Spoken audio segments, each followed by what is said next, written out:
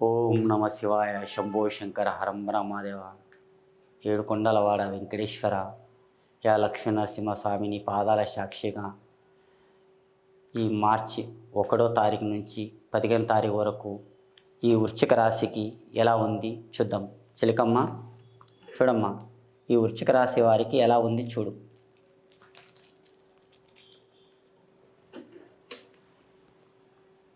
ఈ వృశ్చిక రాశికి వెంకటేశ్వర స్వామి, అలివేలి మంగమ్మ, లక్ష్మీదేవి.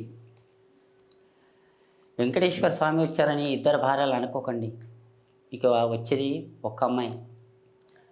ఈ వృశ్చిక రాశి వారికి అమ్మాయి, ఒక్క అమ్మాయి అదృష్టం కలిసి వచ్చే అమ్మాయి వస్తుంది.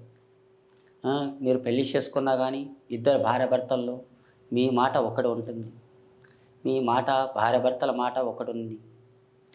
మీరు కొట్లాడుకుంటారు, మీరు ఒకడవుతారు. మధ్యనే చెప్పినోడు నిష్ఠూరకం. అలాంటి యోగం ఉంది మీ ఇద్దరిది.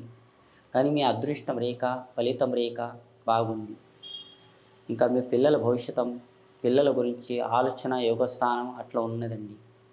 ఆ పిల్లల భవిష్యత్తం కూడా మీకు మంచిగా ఉంది. పిల్లల భవిష్యత్తులో మీరు కాపాడుకోవాలి. మీ భవిష్యత్తం నష్టపోయింది అనుకొని పిల్లల భవిష్యత్తం నాశనం చేయకండి. పిల్లల గురించి కూడా మీరు ఆలోచించండి. మీరు చేసే పనుల్లో మీరు చేయండి. మీకు హరకత్ బరకత్ మీకు ఎక్కడ పోయినా మీకు మంచిగా ఉంది. కానీ మీకు ఎక్కడ పోయినా 4 పైసలు మీకు కలిసి వచ్చే ఒక ఉందండి.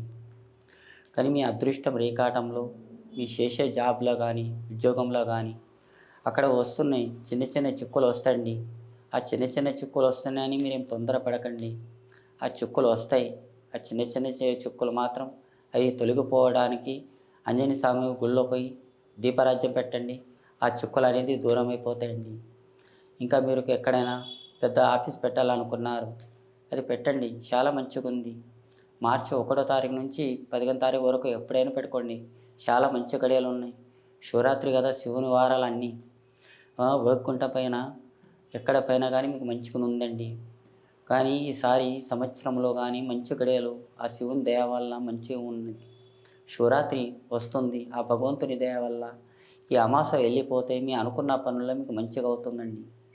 కానీ మీ ఆలోచన రేఖాటం ధనగీత, లక్ష్మీ రేఖ ఈసారి మీకు ఎక్కడ పైన బాగుంటుంది. ఏ పని చేసినా కానీ మంచిగా ఉందండి. మీ పేరు మీద చూడండి, నలుపు వస్త్రం వేసుకోకండి. నలుపు వస్త్రం వేసుకోకండి. వేసుకున్న బట్ట మాత్రం ఇతర వాళ్ళకి ఇవ్వకండి. ఒక నవగిరాలు పూజించండి. ఒక తులసి చెట్టుకు పూజించండి. లేకుంటే వినాయకునికి పూజించండి. మీ మనసు, మీ ఇష్టం పూర్తిగా ఈ రాశి వారులు తప్పకుండా పూజించాలండి.